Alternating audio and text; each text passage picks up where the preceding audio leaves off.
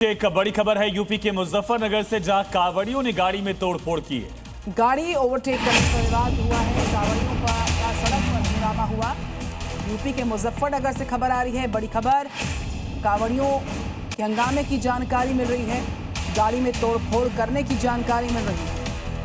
तो जमकर देखिए किस तरह से गाड़ी को तोड़ा गया है, कांच तोड़ा गया, लाठी डंडों से गाड़ी में तोड़फोड़ की गई, नुकसान पहुंचाया गया।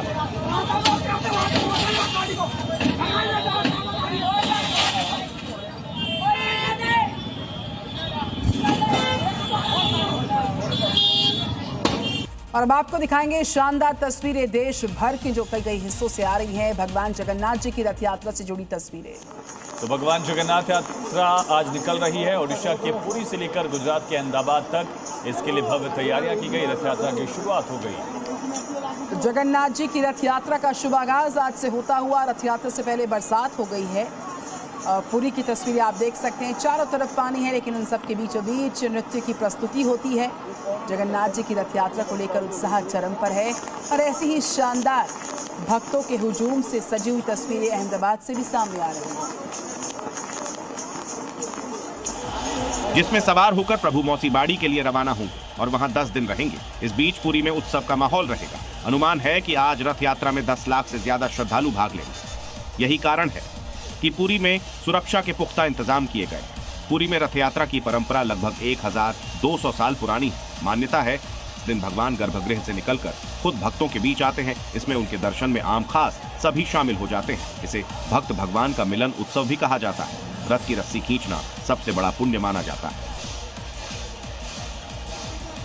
तो देश भर में भगवान श्री जगन्नाथ की रथ यात्रा की तैयारियां पूरी कर ली गई थी। और इसी क्रम में ओडिशा के पुरी की तर्ज पर उत्तर प्रदेश के कई शहरों में भगवान जगन्नाथ जी की रथ यात्राएं आज निकाली जाएंगी। यात्राओं को लेकर श्रद्धालुओं में उत्साह बहुत ज्यादा है। मथुरा में प्रसिद्ध द्वारकाधीश मंदिर में भव्य रथ यात्रा का आयोजन किया गया।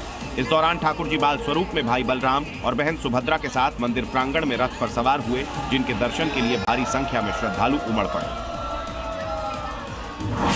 उधर प्रयागराज में आज होने वाली श्री जगन्नाथ जी महोत्सव समिति ट्रस्ट की रथ यात्राओं की तैयारियां लगभग पूरी कर ली गई है। रथों को सजाया गया, साथ ही भगवान जगन्नाथ, बलभद्र और सुभद्रा के मुकुटों को कीमती रत्नों और पत्थरों से सजाया गया है। भव्य रथ यात्रा को लेकर श्रद्धालुओं में भारी उत्साह दिखाई दे रहा है। तो देश भर में रथ यात्रा का जो उल्लास है वो अलग ही नजर आ रहा है। अहमदाबाद की छटा भी अपने आप में भक्तिमय रंगों से सराबोर है। देखिए शानदार तस्वीरें, बहुत ही दिव्य भव्य दृश्य इस वक्त आ रहे हैं। अहमदाबाद में रथ यात्रा के चारों तरफ भक्तों का हुजूम पटा पड़ा है। पुरी के बाद सबसे अहम रथ यात्राओं में से एक अहमदाबाद की रथ यात्रा मानी जाती है। गृहमंत्री अमित शाह भी आरती करने पहुंचे थे, आशीर्वाद लिया। सीएम भूपेंद्र पटेल ने रथ खींचा और ये भक्तों का सैलाब, ये हुजूम आप देखिए किस तरह से बड़ी संख्या में भगवान के दर्शन करने के लिए भक्त उमड़े हैं। मुख्यमंत्री भूपेंद्र पटेल आपको सबसे आगे दिखेंगे, जो रथ खींचते हुए नजर आ रहे हैं। 30,000 से ज्यादा पुलिसकर्मियों की तैनाती की गई है। सुरक्षा के भी सख्त इंतजाम, भारी सुरक्षा बलों की तैनाती है मौके पर।